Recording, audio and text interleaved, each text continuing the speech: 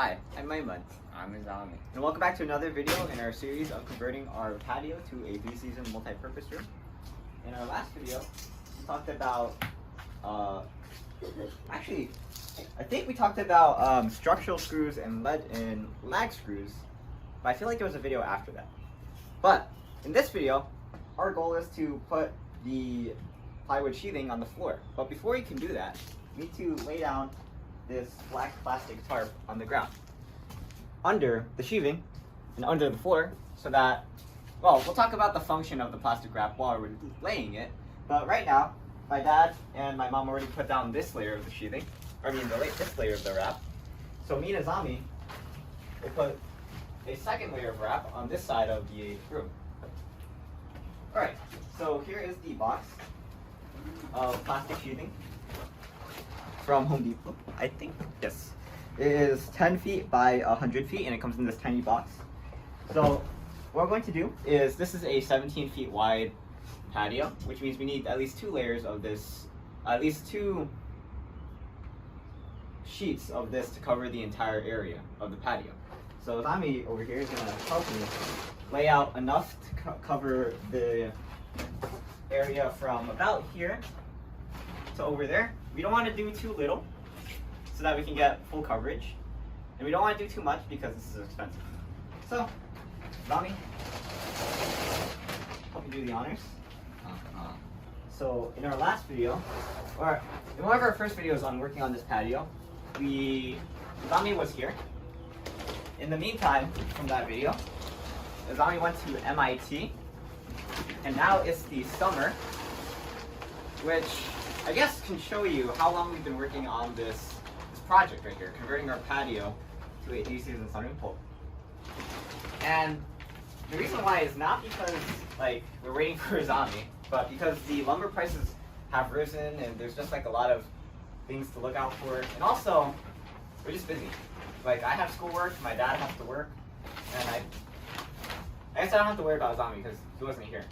But now what we need to do is we need to measure out how much we need, and since Hizami is an MIT engineer, hopefully he can approximate how much we need. You want to try? A little bit more. No, we need more.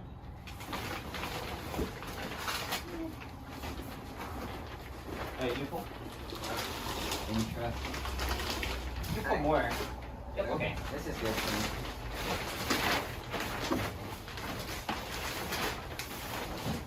So the purpose of this wrap,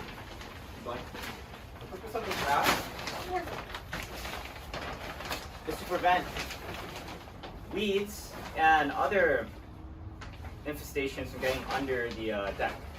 If you are doing a deck outside, usually you put either plastic wrap or what's it called, weed fabric or cloth or gravel under your deck. And the reason why is you want to prevent weeds from growing under your deck. And usually this applies to outside decks. In our case, we also want to protect from weeds, but we also want to protect from other things like animals, like rats, and other infestations. There's an interesting discussion about what's the best type of thing to put under your deck. Most people say that landscaping fabric is better than black plastic wrap. Because normally when you're doing an outdoor deck, you want to make sure that moisture still permeates through.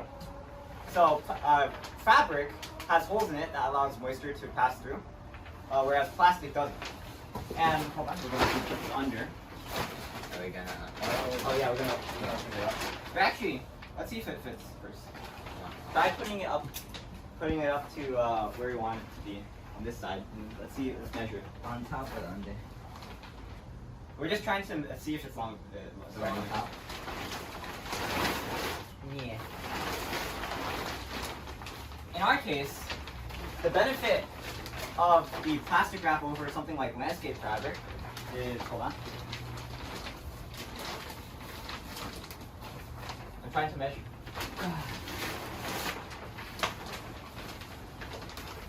Oh, we're trying to measure if it's about the right height we need. But anyway, okay, let's open it up. In our case, we have another reason for using the black plastic wrap. Let's open it up. we want to create an air pocket under the floor. And the reason why is so that we can have insulation from that air pocket under the floor. And we're also going to have foam insulation above the wrap and under the floor. But this air pocket is sort of going to help with that thermal insulation. And it's better using my plastic wrap than landscaping fabric, because landscaping fabric is not going to be able to create that sort of air pocket that we're looking for. Alright, so now we're going to tuck it under.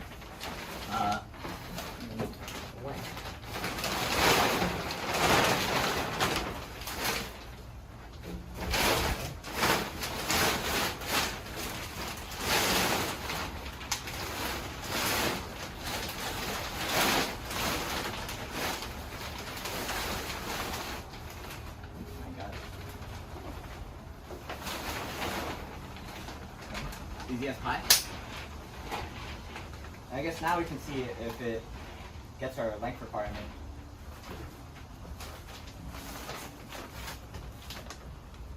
Yeah, it looks like it fits pretty well. Is there overlap on this side?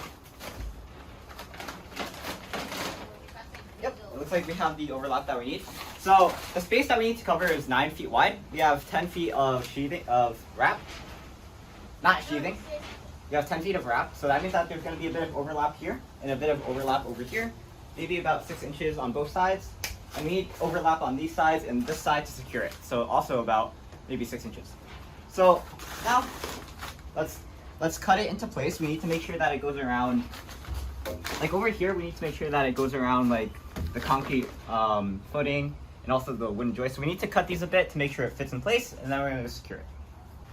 Alright, so we finished taping and stapling up the sheeting. We put tape here in order to make sure that it is fully closed up, you know, so we get an air pocket. And I said earlier, I was kind of confusingly talking about the purpose of this sheeting. This is 6mm sheeting, by the way. I'll put it in the link down below. The link in the description down below if you're interested in buying it.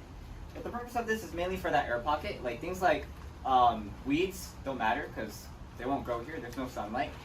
And 2, things like rats, they'll just chew through the sheeting. So it's really like no point in talking about it. Those will come anyway. But the main point is to get that air pocket so that we can ensure that the floor is somewhat insulated. And by putting this tape here, we can make sure that any water that gets under here can't leak through the overlap between the 2 sheets. So, the whole purpose of this is to prevent water from getting in here too, because let's say like a flood happens, water can get in under the room, and you know water is not good because that can allow the entire room to rot and get mold and stuff. So we want to keep all of that out of there. So part of this entire thing is to keep all the water out. I mean, my mom was asking my dad, well, what happens if water does get in? And that's why we're putting a ton of stuff to prevent water from ever getting in. But when my dad was explaining it to her and explaining it to me, I think he was kind of dodging around the question, like, what happens if water does get in? What if there's like a freaky, like, flash flood happening and like water, like tons of water just pours into here? In that case, the water's just gonna have to seep out slowly. But because that case won't happen, it's very unlikely. The reason why is because we put all the sheeting. So in the worst case scenario, things might go bad, but we're trying to prevent that from ever happening by making sure we put all the sheeting. Alright, so I realize that a lot of what I'm saying is a bit confusing, and that's why we need to talk about what we're going to do next. What we're going to do next is we're going to actually install insulation under the deck. And this is unusual because usually when you're building a deck, you don't put insulation under it. And usually that's because you're building a deck outside, so it's not going to need insulation. In our case, we're making a room that just happens to be built on a deck, so we do need insulation. And when we have this insulation installed and we have the sheeting under, it's going to create an air pocket that's good for insulation. So, how are we going to install this insulation? My dad was talking to Hizami about this for quite a while, and how about I let Hizami explain what we're going to do? Yeah?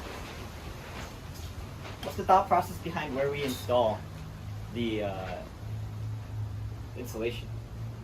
Aiman? So, Hizami, What? come on, give it a try. I'm too Okay, so I'll just talk about it. The insulation, we want to make sure that we get it under the floor, but also that when we walk on the floor, it's not going to affect the insulation. So the first thought my brother had when my dad was asking him about it was, why don't we just put the insulation as a sheet under the plywood? You know, the plywood's already a sheet, this is already a sheet, why don't you just put this under the other sheet? But, you know, of course, when you walk on the floor, it's going to crush the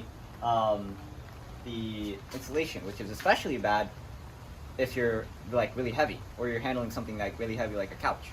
So that's not a good option. And the next thing my Zami said was, why don't we put it under the floor, like under the joists? I guess the first problem with that one is, how do you get it under there? Because we already have all the joists installed. And I guess the second problem is, if you do figure out how to install it under the joists, like taking joists out, that's not really going to provide the heat pocket that we're going for. So putting it under the joist is not the option that we want. The best option is to put it in between the joists, right under the floor, so that when we walk on the floor, it's not going to transfer any load onto the insulation, but we can also get that air pocket going between the insulation and the sheeting. So in order to do that, Zami, you want to explain how we're going to install the insulation? No. Alright, I'm glad Zami said that, because it's a good cliffhanger for the next video. If you want to learn more about how we're going to install the installation, go check out our next video where we are going to install the installation. And the method is, not gonna lie, it's pretty straightforward. If you think about it, it's probably the best option to take. Like, if you think of a method, you encounter difficulties with that method, and you figure out how to solve it, you'll probably end up at the same method that we did. So go check out that next video. Zami might be in that. My dad might convince him to talk to, right? But in that next video, we are going to install the installation. This whole thing is like pretty unusual. Like I said, for deck, you don't usually install insulation. So we're all kind of going our own way about it. Like, for example, this eBay tape. This whole like plastic wrap and insulation thing, it's not like, there's no code that enforces this, so it's all of our own idea. And my dad has already thought a lot about this whole process and all the things that go into it. So he's teaching us, or I guess not really teaching, but like showing the experience, because who knows, maybe my dad is wrong. And if you think my dad is wrong, let us know in the comments down below and we can have a nice discussion about it. Because, like I said before, what if water does get into below the deck? Like, what now? But all interesting discussions that I want to hear your thoughts about in the comments down below. But for now, I'm Aiman. I'm Hizami. Thanks for watching. Please like and comment, subscribe, look at videos on EyeOnAiman, especially in the other videos about the converting the patio to a 3-season multi-purpose room. And I'll see you there. So I realized I was holding this stapler wrong. Make sure you're never holding it where you can accidentally release it. Always hold it like this for safety reasons. I'm Aiman, that's Hizami. That's Irelia. I'm signing out. Peace.